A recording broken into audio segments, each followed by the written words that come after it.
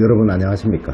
이번 시간에는 저번 시간에 배웠던 억부론의 사주의 형태, 신왕한 사주, 신강한 사주, 강한 사주, 균형된 사주, 약한 사주, 신약한 사주, 이 6가지 형태를 구분짓는 방법에 관해서 여러분들한테 기본적인 것을 설명드리도록 할게요. 물론 이 설명들을 다 드리고 나면 여러분들한테 직접 사주를 적어가면서 여러분들과 용신, 중심오행을 찾는 법과 희신, 보조오행을 찾는 법에 관해서 공부를 할 거예요. 그렇게 공부를 하기 위해서는 기본적으로 억부론이 무엇인가, 또는 병약론이 무엇인가, 순환의 이론은 무엇인가, 사주 형태는 어떻게 구분을 짓는가를 여러분들이 알으셔야 돼요. 대부분의 분들이 사주의 형태가 좀 강한 것 같네, 이거 좀 약한 것 같은데, 이렇게 해버리면요, 언젠가 그 사주를 다시 한번 본다면요, 내 느낌에 따라서 달라지게 돼요. 사주라는 것은 내가 오늘 봐도 또는 몇 년 뒤에 봐도 그 사주의 형태가 일정하게 느껴져야 돼요. 그러기 위해서는 어떤 언더라인, 제시가 있어야 되고요. 그 제시를 위한 이론이 이 학설들이에요. 자, 우선 물론 병약론에 관해서도 제가 여러분들한테 자세히 설명을 다시 드릴 겁니다. 그런데 우선 저번 시간에 말씀드렸던 억부론에 관해서 사주의 형태만 구분을 했잖아요. 그러면 그 형태를 구분 짓는 수단에 관해서 여러분들이 이해를 하셔야 돼요. 제일 먼저 사주의 형태를 구분 짓는 수단 중에서 요 3가지가 있는데요. 물론 저번 시간에 전제를 반드시 말씀드렸습니다. 병약론이나 억부론은 정격의 사주 형태에 적용된다라고 말씀드렸어요.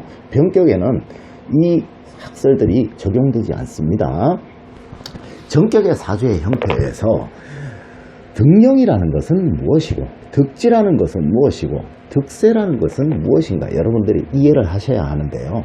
등령이라는 건 태어난 달의 기운을 일간이 얻고 있는가를 가지고 등령이라고 해요.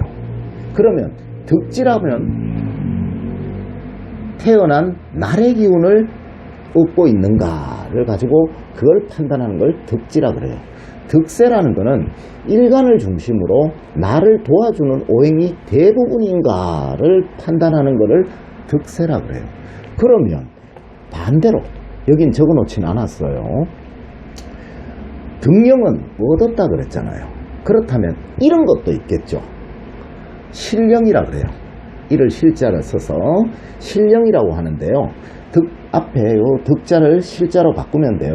신령, 실지, 실세라고 하는데요.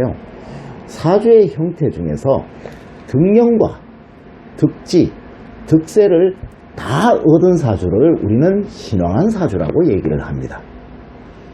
다음으로 등령과 득지, 득세 중에서 2가지를 얻은 사주를, 일간을 우리는 신강한 사주라고 얘기를 해요.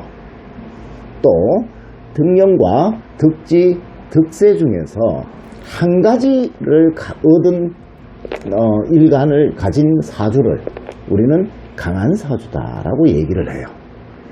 반대로 신령과 실지, 실세 중에서 득자를 실자로 바꾸면 돼요. 이 3가지를 중에서 2가지 이상을 잃은 사주, 그러니까 신령과 실지, 실세가 2가지 이상 있는 사주를 우리는 신약한 사주다 그래요. 다음으로 신령과 실지, 실세 중에서 1가지 이상을 가진 사주를 우리는 약한 사주다 그래요.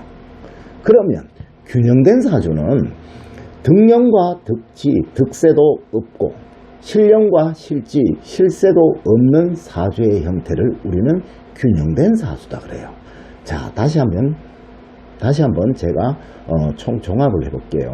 등령과 득지, 득세를 얻은 사주를 신왕한 사주, 등령과 득지, 득세 중에서 2가지를 가진 사주를 신강한 사주, 등령과 득지, 득세 중에서 1가지를 얻은 사주를 강한 사주, 득령과 득기, 득세도 없고 실령과 실지, 실세도 없는 사주를 우리는 균형된 사주라 그래요. 그리고 실령과 실지, 실세 중에서 한 가지를 가진 사주를 우리는 약한 사주라 그러고요. 실령과 실지, 실세 중에서 두 가지 이상을 가진 사주를 우리는 신약한 사주다라고 얘기를 합니다. 자, 다음 시간에는 이 사주가 어떻게 적용이 돼서 사주의 형태를 만들어내는지에 관해서 여러분들하고 공부해 보도록 하겠습니다. 오늘 수고 많으셨습니다.